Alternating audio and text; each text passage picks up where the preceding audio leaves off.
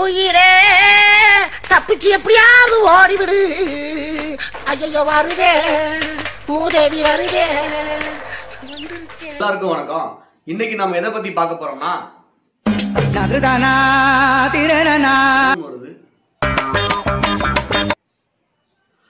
சொல்றான்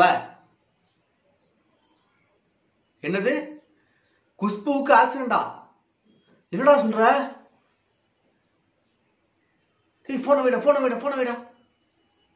ஏங்க குஷ்புவுக்கு ஆக்சிடென்ட் ஆயிடுச்சாங்க? ஐயோ குஷ்பு உனக்கு என்னமா ஆச்சு? கண்டென்ட் மேல கண்டென்ட்டா குடுப்பியே. உன்னையும் மதுவந்தியும் நம்பித்தானே இந்த சேனலையே டெவலப் பண்ணலான்னு வச்சிருக்கிறேன். இப்படி பொசுக்குன்னு ஆக்சிடென்ட் ஆகலே. ஐயோ குஷ்பு, பழனிமலை முருகா, குஷ்புக்கு ஒன்னும் ஆயிடக்கூடாதுப்பா. என் வேண்டுதலை மட்டும் நிறைவேற்றிட்டேன்னா குஷ்புவை கூட்டியாந்து குஷ்பு தலையிலேயே 100 தேங்காய் உடக்கி வைக்கிறேன்பா.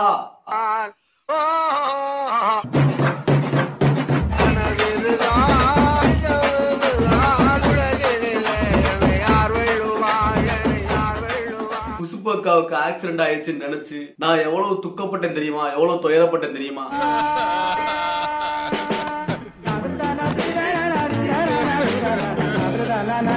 ஆனா நாம நினைச்ச மாதிரிலாம் ஒண்ணுமே அங்க ஆகலையா. வழக்கம் போல அதுவும் ஒரு நாடகம் தானா. இந்த சன் டிவி, விஜய் டிவியோட இந்த அளவுக்கு நாடகம் போட மாட்டாங்க.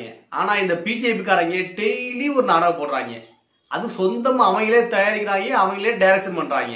ஏன்னா ஏற்கனவே ஒரு வாட்டி இவங்க போய் திமுக காரங்களை அடிச்சுட்டு எங்களை திமுக காரங்க அடிச்சுட்டாங்க அப்படின்னு சொல்லி கையை காலு தலையெல்லாம் கட்டு போட்டுருந்தாங்க. சரி கட்டுதான் போட்டாங்களே, ஒழுங்கா போட்டாங்க பார்த்தா தக்காளி சட்னியை கொட்டி வச்சிருந்தாங்க தலை பூரா. அந்த நாடகம் முடியறதுக்குள்ளே குஷ்புக்கா ஒரு நாடகத்தை போட்டாங்க. சிதம்பரம் போற வழியில இவர்களை கைது செய்யப்பட்ட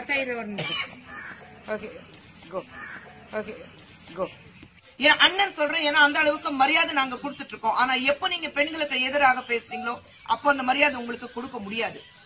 இன்னைக்கு நீங்க ரிப்பீட் ஏமா அப்ஜெக்ஷன் யுவர் ஆனர். ஏயா இன்னைக்கு நீ இப்படி உயிரை வாங்குற? ஃப்ளோல போயிட்டு இருக்கோம், ரிப்பீட் எல்லாம் சொல்லாத. ஒரு ஆர்டரா ஃப்ளோவா போயிட்டு இருக்கல்ல, கூட பேசினா மறந்துட மாட்டானா? அடச்சி சுமாரியா. இப்ப இரு ஒரு நிமிஷம். ஸ்டார்ட். எங்க இருந்து வரணும்? ஃபர்ஸ்ட்ல இருந்து. மறுபடியும் முதல்ல இருந்தா இருங்க, நான் எனக்கு எடுத்துக்கிறேன். ஸ்டார்ட். சரி ரெண்டு பேரும் சண்டை விடாதீங்க. ஆர்ப்பாட்டம் இது ஆர்ப்பாட்டம், பாஜகவின் ஆர்ப்பாட்டம், சாகும் வரை போராடுவோம். ஆர்ப்பாட்டம் இது ஆர்ப்பாட்டம், பாஜகவின் ஆர்ப்பாட்டம், கைது செய். கொந்தளிப்போம்.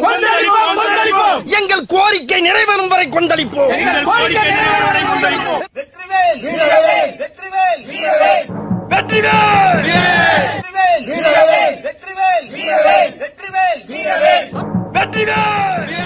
தமிழ்நாட்டுல எப்படியாச்சும் தாமரை மலர வச்சிடலாம் அப்படின்னு சொல்லி இந்த கிறுக்கு கும்பல் வேல் யாத்திரை போயிட்டு இருக்காங்க. அந்த வேல் யாத்திரைக்கு நம்ம குஷ்பு மேடமும் வேகமா கிளம்பி போனாங்க. வேகமா கிளம்பி போயிட்டு இருக்கும்போது திடீர்னு கண்டெய்னர் லாரி வந்து கார்ல மோதிருச்சான்.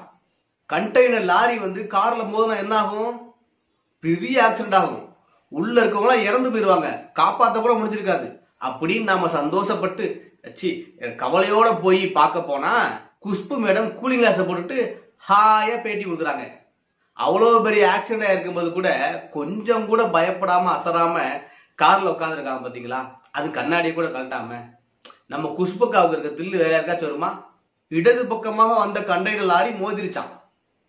என்னடா நாடக கம்பெனி நடத்துறீங்களா? கண்டெய்னர் லாரி மோதுனா கார் என்னாகும் எங்களுக்கு தெரியாதா? இந்த காரை நீங்களே நல்லா பாருங்க. காருக்கு முன்னாலேயும் எந்த சேதமும் இல்ல, காருக்கு பின்னாலேயும் எந்த சேதமும் இல்ல. Back door சேதமாயிருக்குது.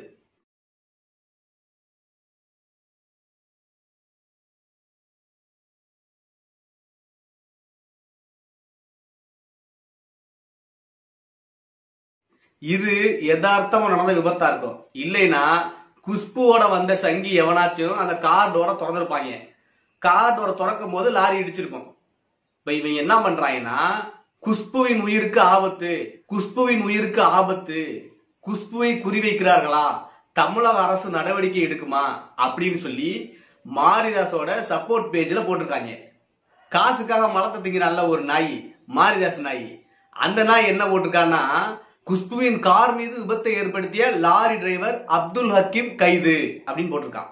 நல்லா பாத்துக்குங்க, லாரியை ஓட்டுனவர் அப்துல் ஹக்கீம் அப்படின்னு மாறிதா சொல்றான். இன்னொரு திருப்பம் பாருங்க, குடியார கோமாளி கிஷோர், அவன் என்ன போட்டிருக்கானா, குஷ்புவின் கார் டிரைவர் அப்துல் ஹக்கீம் கைது அப்படின்னு போட்டிருக்கான். ஏண்டா ஒரே அப்துல் ஹக்கீம் ஒரு கையில லாரியும் ஒரு கையிலும் காரையும் ஓட்டினாராடா, என்னடா பீலா விட்டு எடுத்துறீங்க? ஒரு விபத்து நடந்திருக்குது, அதை எப்படி திருப்பி போடுறாங்க பாருங்க.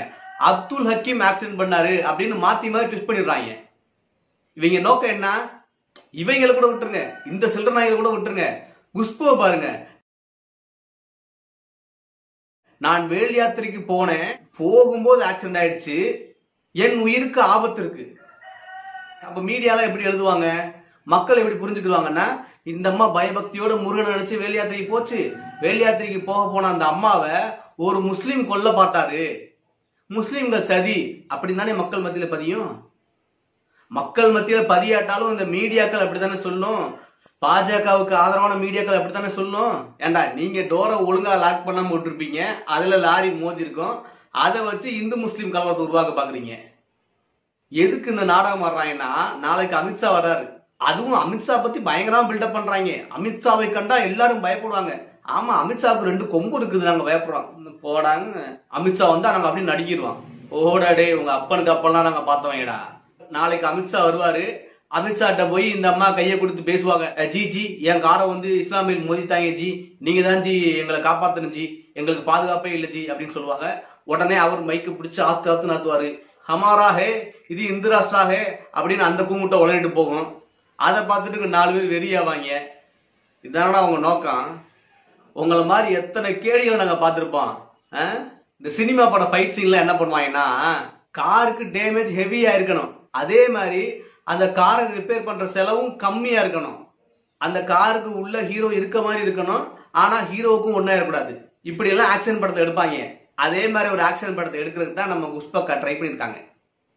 ஏக்கா குஷ்பக்கா, உங்க வீட்டுக்காரு எத்தனை சினிமா படம் எடுத்திருக்காரு, நீங்க எத்தனை படத்துல நடிச்சிருக்கீங்க, அப்படி இருந்து இப்படி சொதப்புறீங்களேக்கா, டேய் இதெல்லாம் செட்டிங்ஸ்ரா அப்படின்னு நாங்க கண்டுபிடிக்கிற அளவுக்கு மொக்கையா ஒரு படத்தை எடுத்து வைப்பீங்க.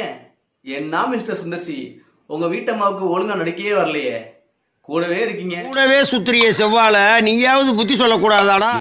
பாருங்க, கண்டெய்னர் லாரி அடிச்சிருக்குதான், அக்கா முகத்துல சின்ன பதட்டம் கூட இல்ல, கூலிங் கிளாஸ் போட்டு ஹாயா இருக்கிறாங்க. அடுத்து என்ன பண்ண போறாங்கன்னா, எங்க குஷ்புஜியை கொல்ல பார்த்த முஸ்லிம் தீவிரவாதிகளை, இஸ்லாமிய கைகூலிகளை கைது செய் அப்படின்னு ஆர்ப்பாட்டம் பண்ண போறாங்க. அதை வச்சு ஒரு 10 நாளைக்கு ஆர்ப்பாட்டம் பண்ணுவாங்க. வேல் யாத்திரை மாதிரியே குஷ்பு யாத்திரை அப்படின்னு சொல்லி அந்த அக்காவை அந்த டப்பா கார்ல உட்கார வச்சு தமிழ்நாடு முழுக்க சுத்த போறாங்க. அதுக்கு நம்ம எடப்பாடி அரசு வந்து அனுமதி கொடுக்க போகுது. இதுதான் நடக்க போகுது. இதுல பாத்தீங்கன்னா மிஸ்ஸஸ் குஷ்பு சுந்தர்சி, எங்களுக்கு ஒரு சின்ன டவுட் இருக்குது.